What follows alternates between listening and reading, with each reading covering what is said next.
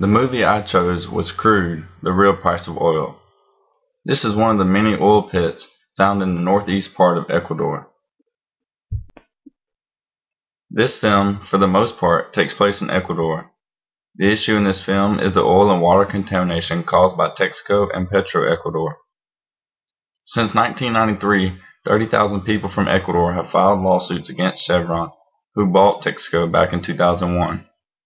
This oil spill, or contamination, is 30 times bigger than the ExxonMobil oil spill. From 1965 to 1992, Texaco held oil operations in Ecuador.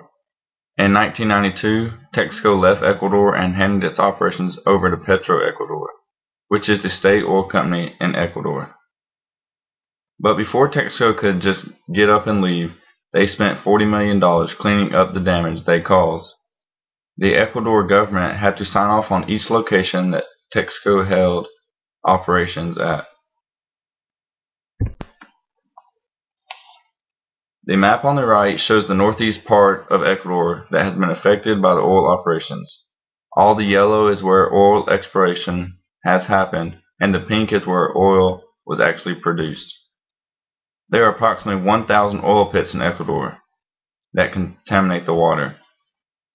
But Chevron claims they have tested the water in Ecuador and 99% of it meets the drinking standards. Chevron did what they were required to do by the Ecuador government, so they were set free from any and all future responsibility. But the Ecuadorian people are suing Chevron because they have much deeper pockets than Petroecuador. The first lawsuit was filed in 1993. Now over 30,000 people have filed lawsuits against Chevron.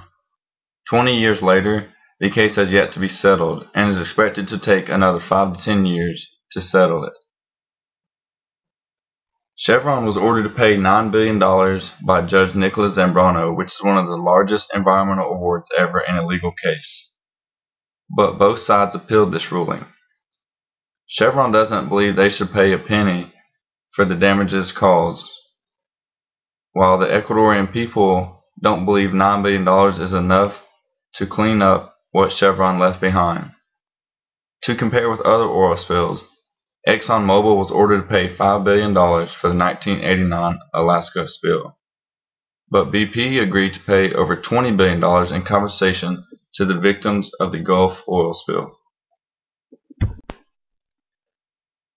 For the geographic scales, on the local level, the oil spill and pits are affecting the people of Ecuador's quality of life.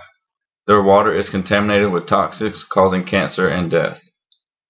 At the state level, it costs $500,000 to clean up one pit, and with over 1,000 pits, that would cost Ecuador $500 million to clean up the oil, not including the cost to purify the water.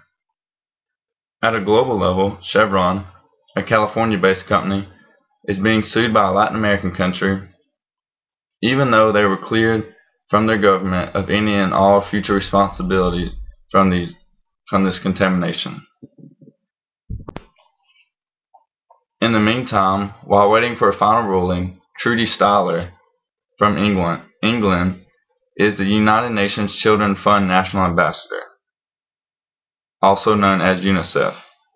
She helped fund and install 100 water containers that provide clean water to over 4,000 people in Ecuador. It costs about $500 per container, but if maintained, they can last up to 50 years and provide healthy drinking and bathing water for the people of Ecuador.